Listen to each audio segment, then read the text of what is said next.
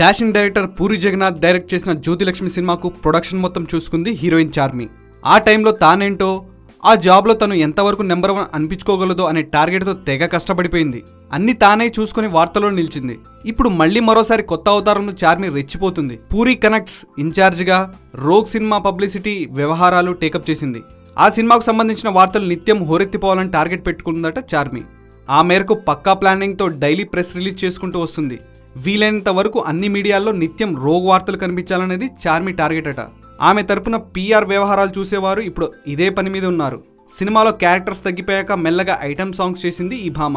ఇప్పుడు item songs అవకాశాలు తగ్గిపోవడంతో మెల్లగా పూరి దగ్గర చేరి జ్యోతిలక్ష్మి మూవీని ప్రొడ్యూస్ చేసింది. అది అంతగా కలిసి రాకపోవడంతో రోగ్ మూవీని ప్రమోట్ చేయడానికి రంగంలో దూకింది ఈ పంజాబీ బ్యూటీ. వీలైతే రోజుకు 2 సార్లైనా రోగ్ వార్తలు వివిధ మీడియాలో కనిపించో వినిపించో హడావిడి చేయాలన్నది చార్మి కండిషన్గా చెప్తున్నారు.